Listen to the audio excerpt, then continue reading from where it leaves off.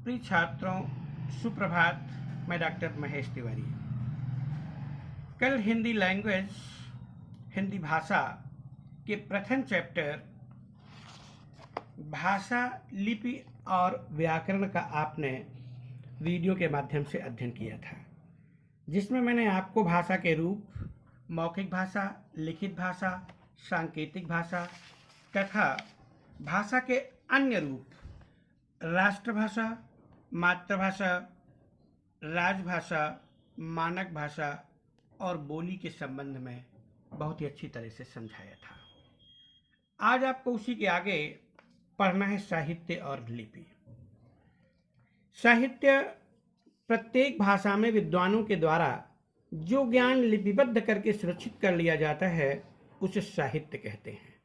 दूसरे शब्दों में किसी भाषा के ज्ञान के संचित कोश को साहित्य कहते हैं। साहित्य की रचना दो रूपों में की जाती है, गद्य साहित्य और पद्य साहित्य। गद्य साहित्य मतलब अनुच्छेद के माध्यम से जो लिखा जाता है, और पद्य साहित्य मतलब जो कविता के रूप में लिखा जाता है।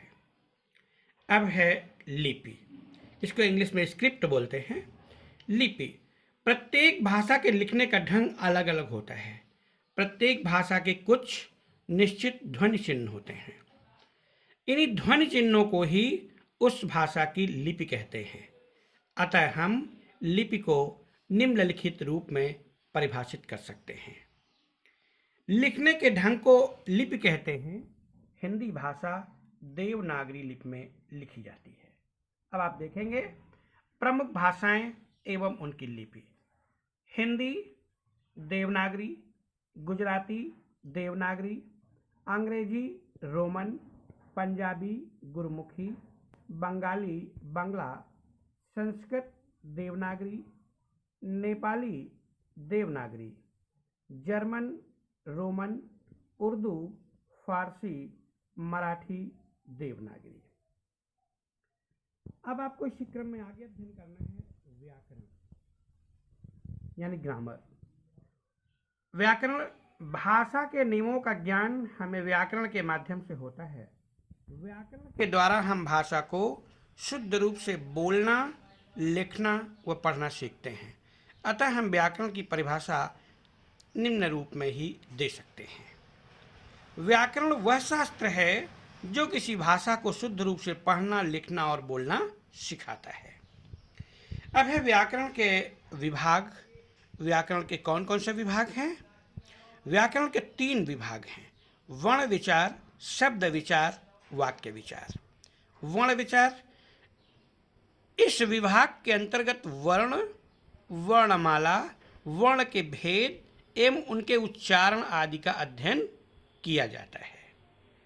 शब्द विचार, इस विभाग के अंतर्गत शब्दों की उत्पत्ति, रचना, प्रकार तथा प्रयोग आदि का अध्ययन किया जाता है।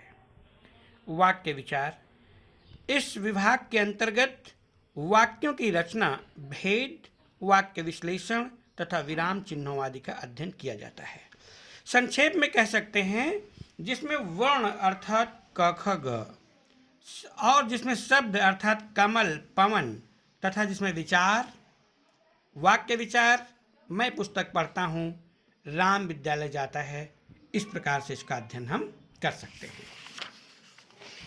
अब सार संक्षेप में आपको पढ़ना है। आपको ध्यान होगा, जब क्लास में हम आपको ग्रामर में कराते थे तो मुख्य बिंदु लिखाते थे। उन्हीं मुख्य बिंदुओं को यहाँ सार संक्षेप के रूप में प्रस्तुत किया गया है। भाषा विचारों एवं भावों के आदान प्रदान का माध्यम होती है। जब कई बार आप पढ़ेंगे, आपकी सारी डिफिनेशन, सारी परिभाषाएं याद हो जाएंगी। भाषा के 3 रूप होते हैं: मौखिक, लिखित और सांकेतिक। देश के अधिकांश लोगों द्वारा बोली और समझे जाने वाली भाषा को राष्ट्रभाषा कहते हैं। परिवार के सदस्यों से सीखी जाने वाली भाषा को मातृभाषा कहते हैं। भाषा का क्षेत्रीय रूप बोली कहलाता है। ज्ञान का संचित कोश साहित्य कहलाता है। भाषा के लिखने के ढंग को लिपि कहते हैं। भाषा के शुद्ध रूप का ज्ञान कराने वाले शास्त्र को व्याकरण कहते हैं। व्याकरण के 3 विभाग हैं: वर्ण विचार, शब्द विचार एवं वाक्य विचार। अब आपको अभ्यास कार्य समझना है। निम्नलिखित प्रश्नों के उत्तर दीजिए। भाषा किसे कहते हैं, ये अच्छी तरह हम दोनों वीडियो के माध्यम से आपको समझा चुके हैं और आगे के सभी प्रश्न आपको अभ्यास कार्य के जितने भी प्रश्न हैं उनको अपनी कॉपी में लिख लेना है। दूसरा प्रश्न है, उचित शब्द चुनकर रिक्त स्थानों की पूर्ति कीजिए।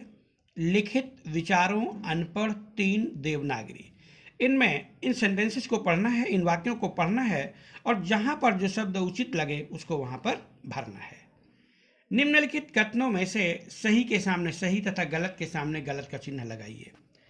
भाषा के द्वारा विचारों का आदान प्रदान होता है। सही है या गलत ये आपको स्वयं लिखना है। मैंने आपको पाठ पढ़ाते समय वीडियो में अच्छी तरह से समझा दिया है। भाषण देना भाषा का लिखित रूप है, स्पष्ट है। इसका क्या उत्तर आपको लिखना है।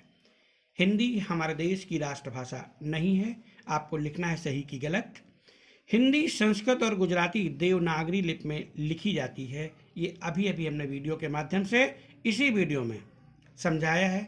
आप ठीक से वीडियो को सुनिए और उत्तर लिखिए। भाषा के नियमों वाले शास्त्र को व्याकरण कहते हैं। अगला प्रश्न है, निम्नलिखित भाषाओं की लिपियों के नाम लिखो। ये सभी मैंने आपको अभी समझा दिया है। हिंदी, अंग्रेजी, जर्मन, बंगाली, उर्दू, मराठी। अगला प्रश्न है, लिखित तथा मौखिक भाषा के 2 उदाहरण लिखिए। लिखित भाषा, मौखिक भाषा। आपको अभ्यास कार्य के प्रश्न नंबर 1 से लेकर 5 तक सभी प्रश्नों को अपनी कॉपी में हल करना है। धन्यवाद।